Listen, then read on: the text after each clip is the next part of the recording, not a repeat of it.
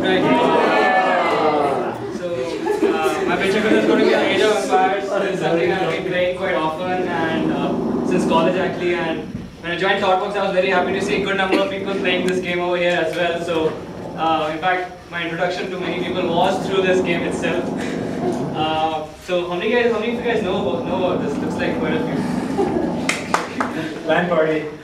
So essentially, essentially it is, the game can be divided into two parts. One is have an economy and then how you go and decide what's the strategy to go against and have a battle against your opponent.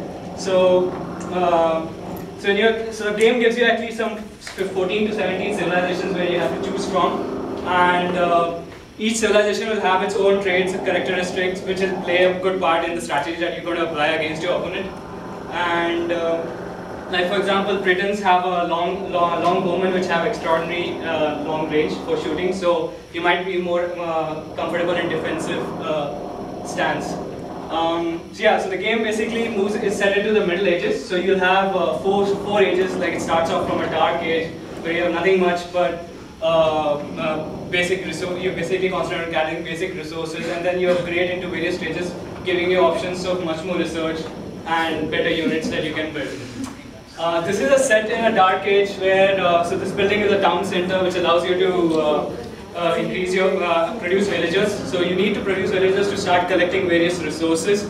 So the game basically has 4 kind of resources. So you probably put them, put them in gathering food or wood, gold or stone. So there'll be, so in the plot, in the map that you have, you'll be given access to these various resources and you have to collect them. So based on what your strategy is, you're going to focus on some of these resources. You might not need all of them.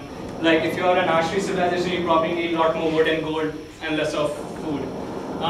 So yeah, in this case, this is just a screenshot of a person trying to collect a lot of things. So when I first started playing this game, I actually enjoyed developing a lot more, focusing a lot more on the economy itself. So like set up my lumberjack, watch the villagers gather wood and gather a lot of stones and gold.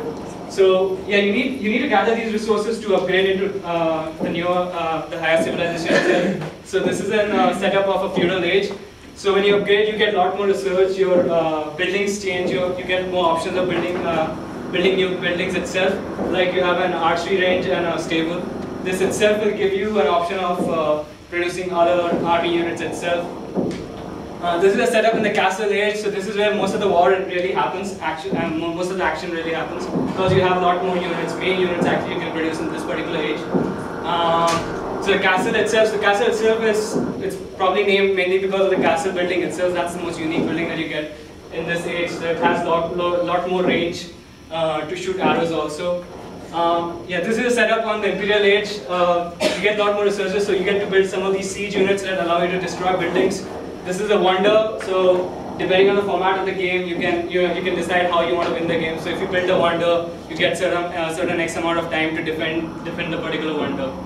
So how this strategy game is structured is that most of these units they follow a rock, paper, scissors model. So like you have, like for example, a rock can be countered by paper and paper can be countered by scissors itself. So each unit will have a corresponding counter attack, but it will have a bonus against one particular unit itself. So you always have to build at least 2 sets. So like in this case, this guy is building 2 sets, one archery range and 1 infantry. So even though I don't like this particular combination, but typically you would need 2 sets, one to battle, one to destroy the buildings and other to defend them itself, the front unit. So in this case, like he's building, the guy has built a lot of paladins, and the opponent is getting massacred because he only has siege units. So clearly you won't have any defense. The only defense that is being offered is by the castle itself.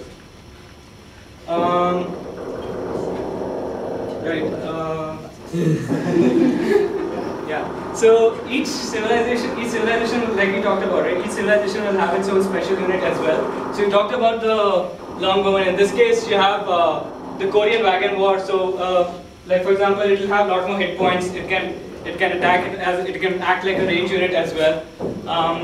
So, for example, like I am a big fan of Hans, so it gives me a special unit called Turkin itself, which is very good at destroying buildings. Yeah. So So often when you go at war, so you'll be given an arena like this where you have some defensive stand, and once you go at war, you'll have to take some siege units so that you can destroy its castles and other buildings so that you can penetrate and finish them off quite soon. So at ThoughtWorks, we play this game quite often. In fact, we have our own format with own rules itself. There are other formats as well, like Regicide or King of the Hill or Defend the Wonder is also one of the format, or the normal game where you start from Dark Age to the Imperial Age and you have that much time to finish the opponent. So a little bit on Defend the Wonder because I thought I'd try and get you guys to play a lot more AoE till you're here. So right, in the Defend the Wonder, you're basically you're divided into two teams, and one of the teams will have the Wonder, and their goal is to defend the Wonder, and the opponent will try and finish it off. So we in fact have a certain X amount of time in which you can destroy it. These are some of the thought workers who actually play this quite often. The guy at the center, he's actually an Iceman, so if you get him to play, he'll probably help you a lot in logistics. He's in Pune, Chris Stevenson is San Francisco. There are a lot of others like some ADs, Indore Nawab, who's still in train lines, plays. Right, so as we play, we came up with our own patterns itself. So one of the common patterns that we use in our case is, yeah, I broke the build. If I'm at a negative losing stage, I'll say I broke the build, so I got to go and I resign and just run off. But often that's not the case. If you really want to win, you can just be in my team and probably get a lot of resources and you can always attack. And yeah, so there are a lot of other games that ThoughtWorks we do play, like Counter Strikes. We actually have licenses for these games itself. AoE, we have bought some licenses. Counter Strike was another good game that we had bought licenses for. We used to play a lot for Unreal Tournament as well, but other travel. Have you ever played